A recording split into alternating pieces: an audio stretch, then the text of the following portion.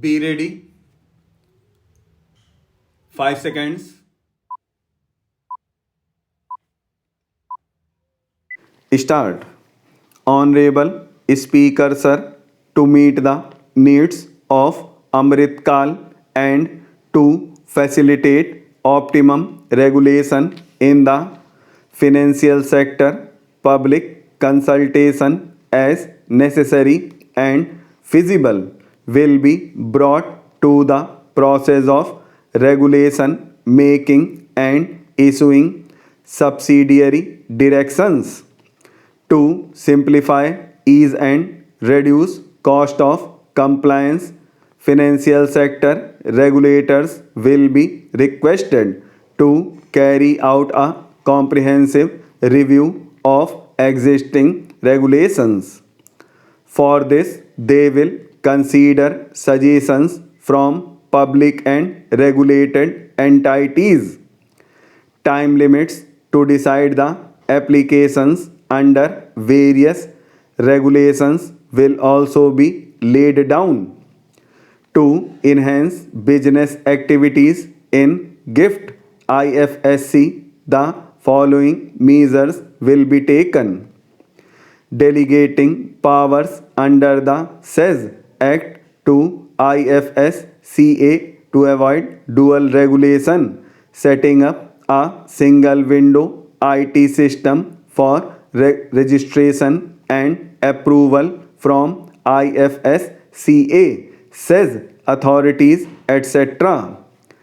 Permitting acquisition financing by IFSC banking units of foreign banks, establishing a subsidiary of Exim Bank for trade refinancing, amending IFCA Act for statutory provisions for arbitration, ancillary services and avoiding dual regulation under SEZ Act, and recognizing offshore derivative instruments as valid contracts.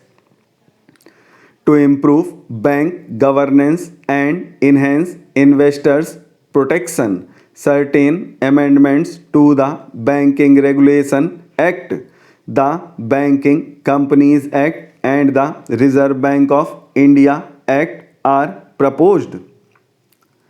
To build capacity of functionaries and professionals in the securities market, SEBI will be empowered to develop, regulate, maintain, and enforce norms and standards for education in the National Institute of Securities Markets and to recognize award of degrees, diplomas, and certificates.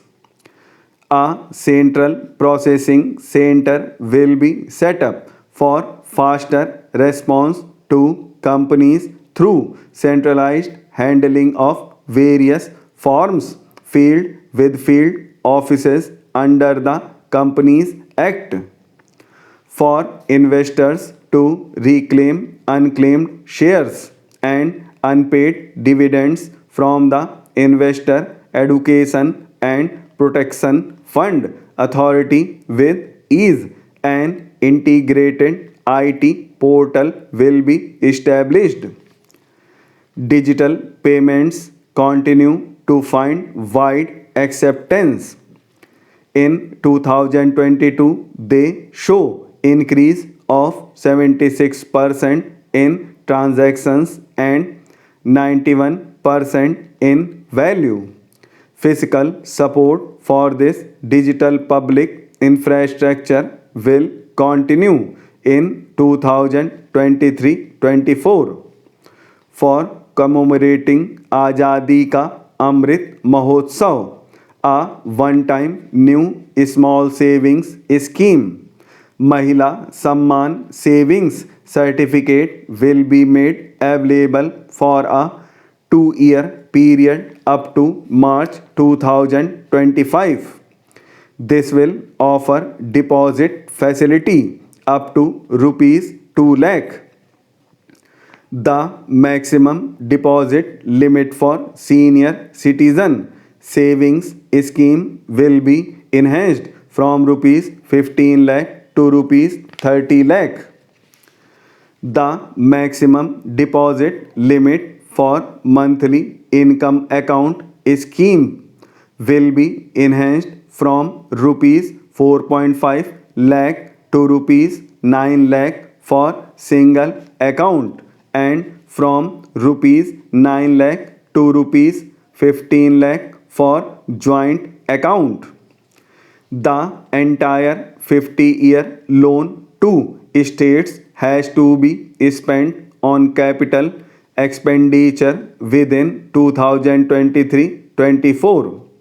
Most of this will be at the discretion of states, but a part will be conditional on states increasing their actual capital expenditure.